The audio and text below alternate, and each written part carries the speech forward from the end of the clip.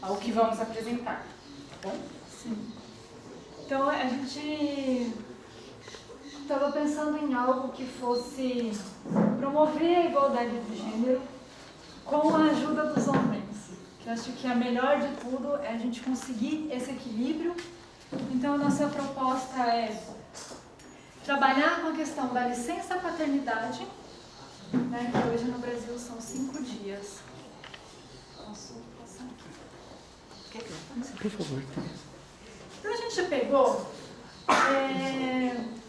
partindo de alguns princípios que são muito fortes na rede, a questão da cultura de paz. Um dos 8 pilares da cultura de paz é a igualdade de gênero. Então nós tínhamos que colocar no nosso trabalho esse ponto e também citar a questão da ODS 5, né? Porque a gente trabalhou, acho que a maioria das pessoas que saíram, fizeram campanha ano passado, trabalhou nas suas propostas em cima das ODS, dos Objetivos de Desenvolvimento Sustentáveis, propostos pela ONU. Só que, quando a gente fala em igualdade de gênero, em empoderamento feminino, em divisão de tarefas, mudança de relacionamentos, nós também falamos em algo que é transversal. A gente está colocando a ODS 5 porque a gente fez assim com um tempo muito curto e não deu tempo da gente trabalhar as outras ODS, mas sim, pega várias outras ODS. Pode passar. O que é que a gente quer propor?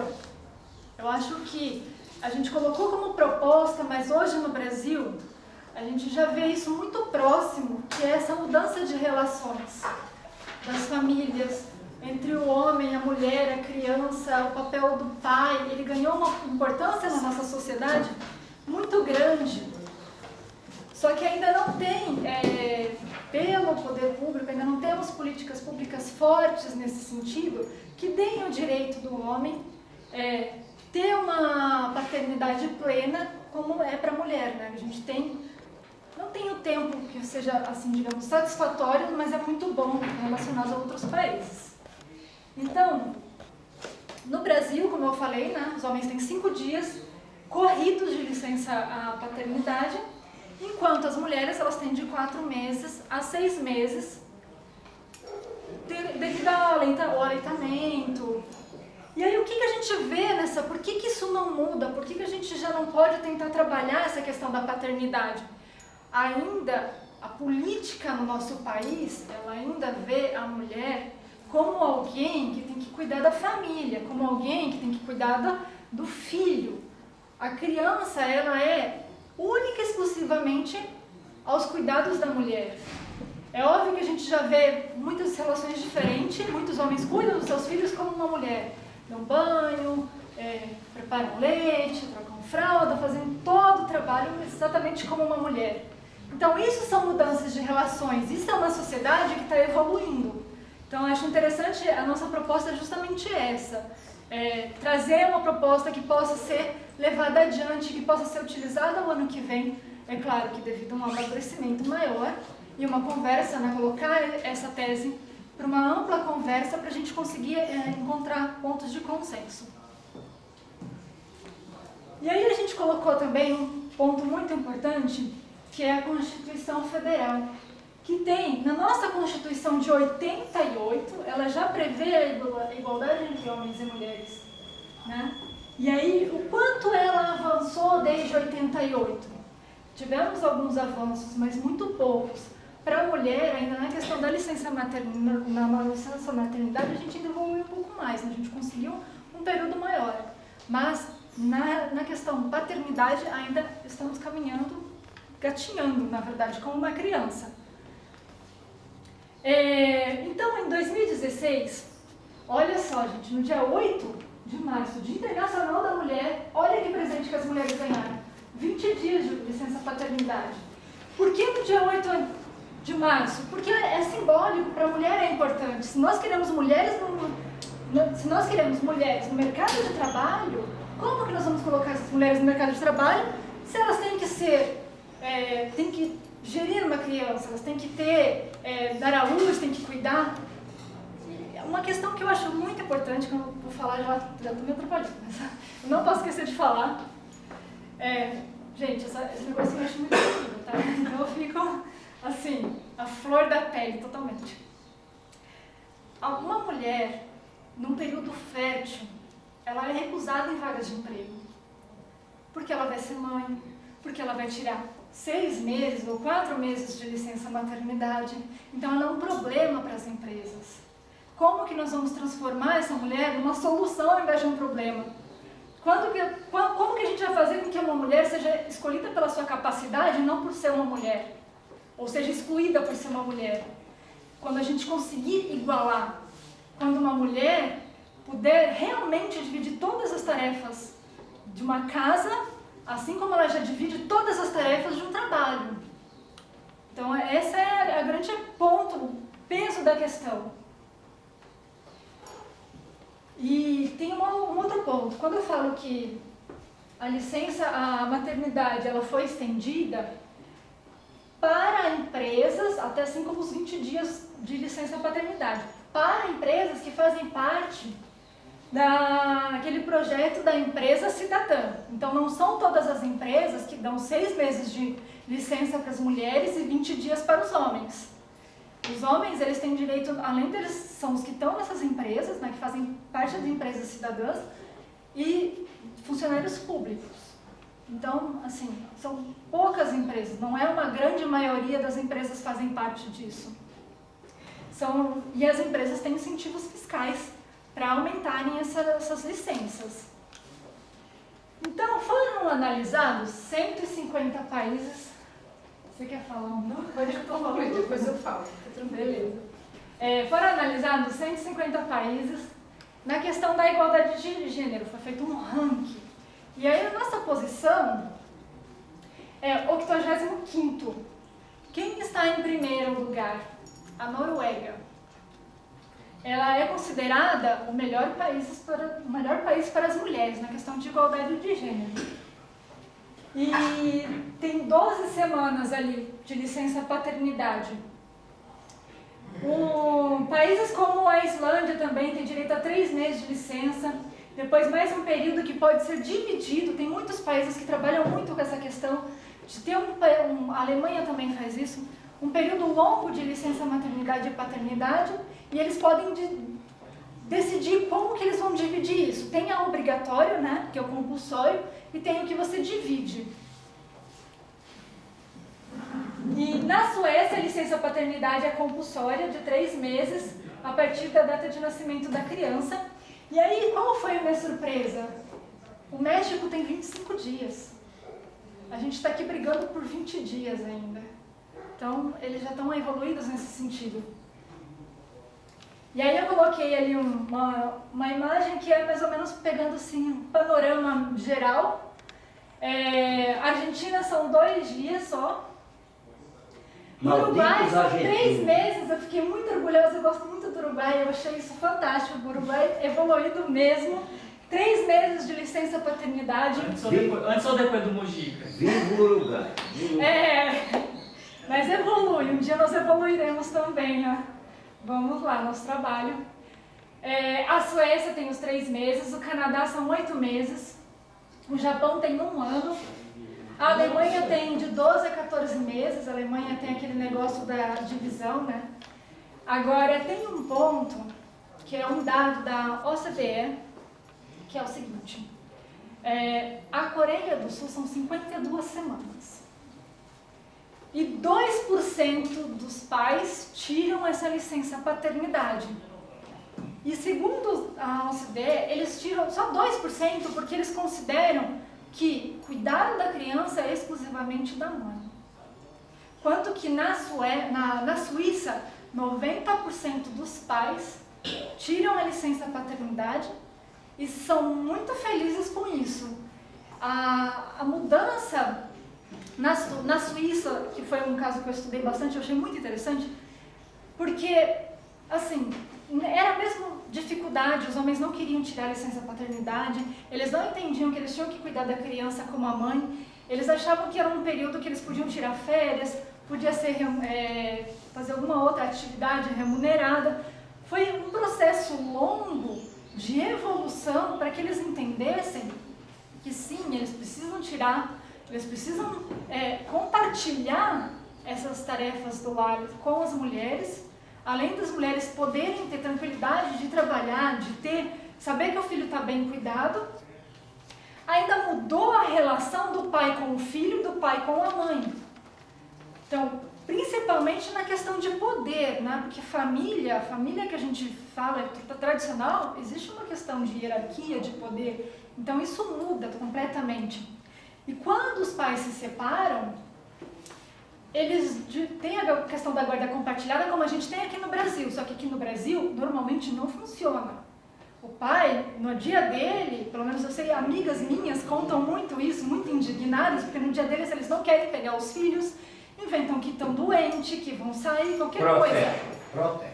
Menos pegar os filhos. Não é geral, gente, mas assim, é muito próximo a mim, então eu acho isso um dado, assim, bem interessante nesse sentido. Porque o que acontece?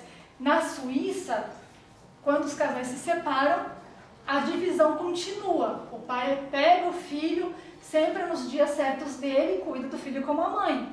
Não deixa para a mãe dele cuidar do filho, que acontece também aqui no Brasil. Mas, enfim, acho isso um dado muito interessante porque, sim, deu certo, evoluiu. E outras leis que são aplicadas em outros países e não funcionam e a gente não sabe por quê, a gente começa a entender esses mecanismos. Aí, o que é as nossas propostas? Quer falar das propostas? Não? Pode contar. É gradativa, assim, né? A nossa proposta é, já em 2018, é uma hipótese, né? Mas assim, qual que é o ideal? Em 2018 a gente conseguir 30 dias de licença à paternidade, em 2023 60 dias, em 2028 está pareado. Apoiado. Porque assim, ali está 120/180 porque tem a questão da empresa cidadã. Para a empresa cidadã subir, né, ir para o 180, que é o mesmo nível da mulher. Então o que a gente quer é 2028 conseguir parelhar isso, conseguir ter essa evolução, né? E aí a gente tem, continuando as propostas, né, de políticas públicas, a licença compulsória, que passa a contar do dia do nascimento da criança. Em caso de recomendação médica, a licença poderá ser concedida a partir da 38ª semana, que é quando a mulher tem alguma complicação na gestão logo no final da gravidez e precisa de cuidados e de maior atenção. Aí esse período de licença ser único e exclusivo para o cuidado com a criança. Existem várias pesquisas que mostram que a questão cognitiva da criança ela avança muito quando ela tem o cuidado do pai na primeira infância. Então isso é importante, porque além de estar criando crianças mais evoluídas, que vão ter outro tipo de relação com o mundo, elas são mais inteligentes. Diminui muito aquela questão da propensão daquelas doenças que as pessoas falam que está na moda. Sabe, que tem vários tipos de doença que você leva numa escola, os professores falam, a criança está com um problema, tem autismo, tem isso, tem aquilo. Vários tipos de coisas que envolvem a questão da saúde da criança, né? Que é muito importante. E o pai deve ter o direito de acompanhar a mãe no procedimento de consultas, no pré-natal, porque quando a mãe tem o pré-natal pelo SUS, porque ela tem uma série de orientações nesse período.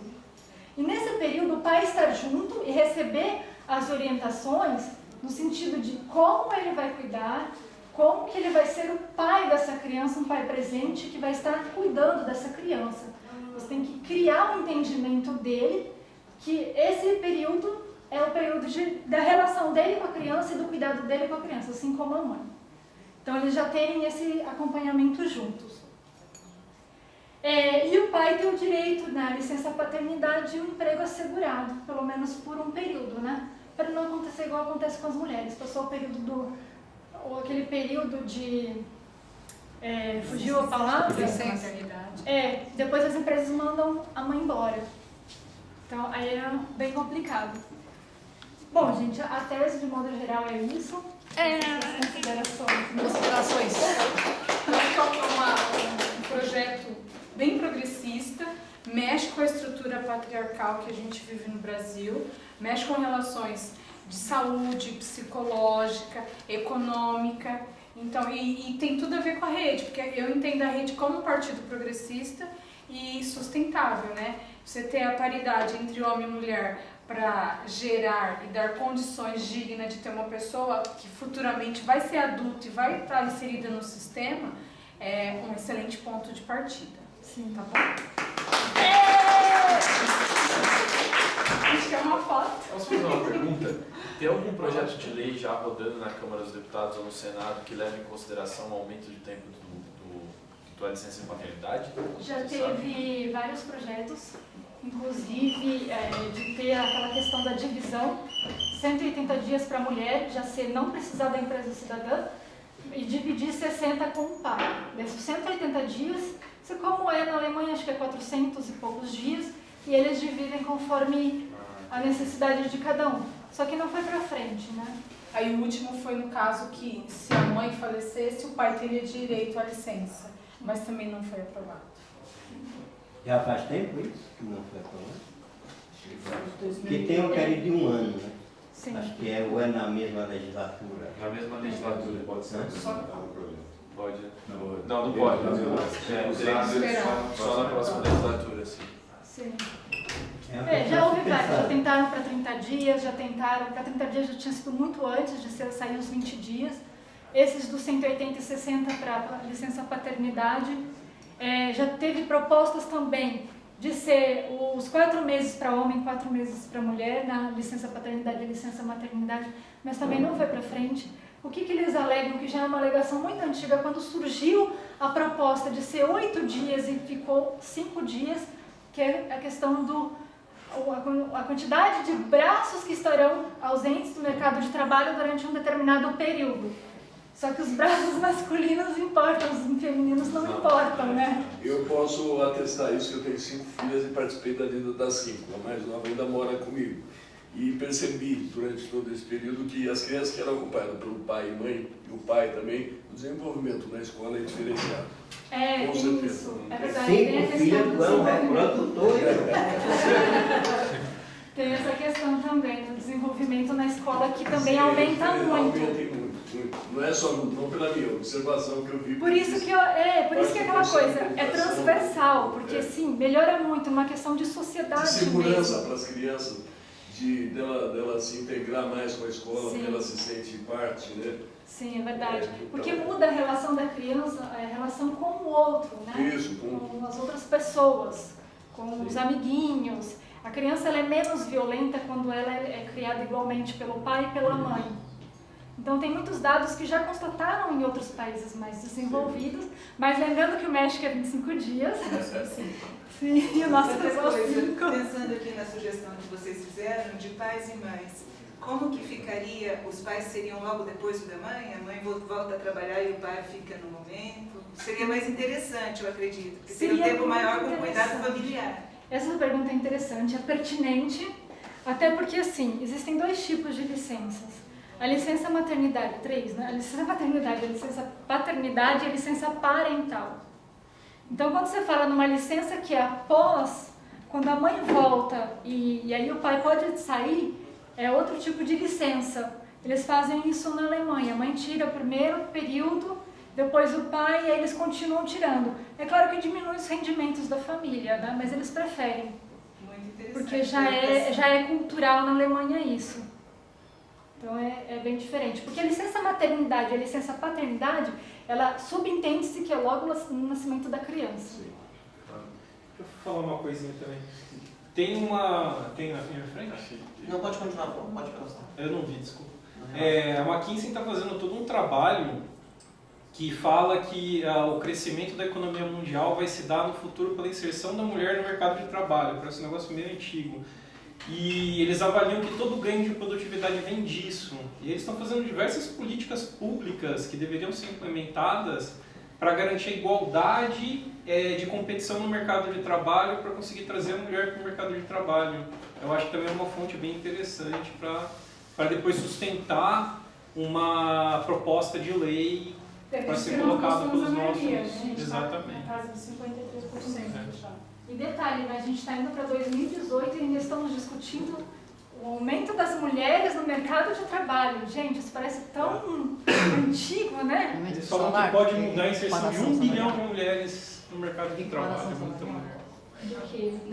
Não, na questão de assim, vagas no mercado de trabalho. porque tem uma questão, mulheres, a gente sabe que empresas como bancos, né, tipo Caixa Econômica, Banco do Brasil, quando a mulher fica grávida, ela perde um aumento de posto, né? É bonita.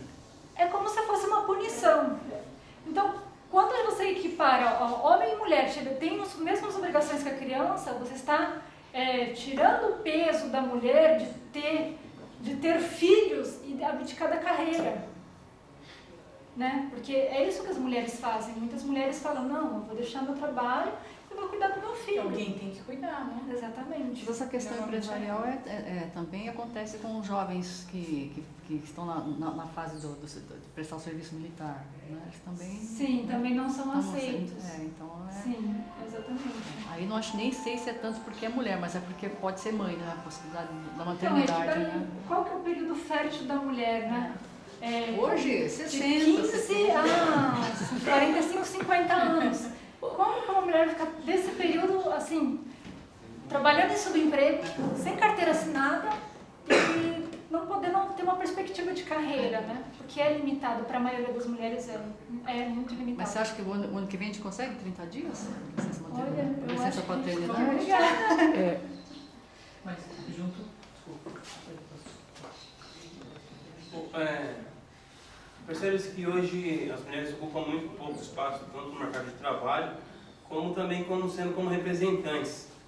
Vocês acreditam que se tivesse um número maior de mulheres nos representando hoje, teriam mais propostas, seriam melhorias nesse cenário?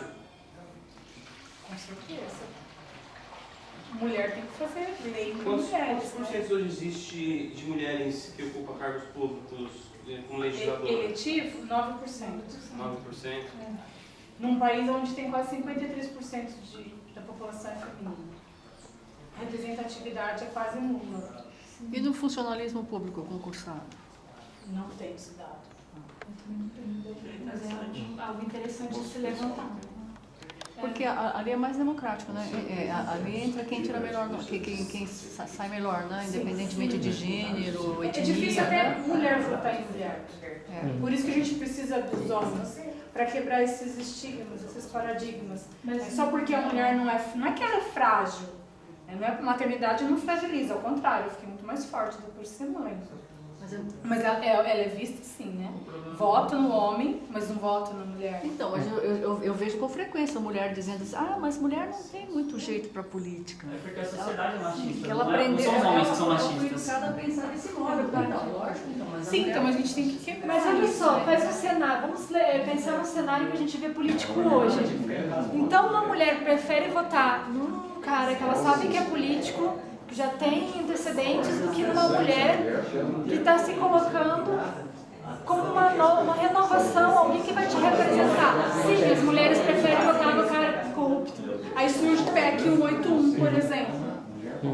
É fruto dessa sociedade machista.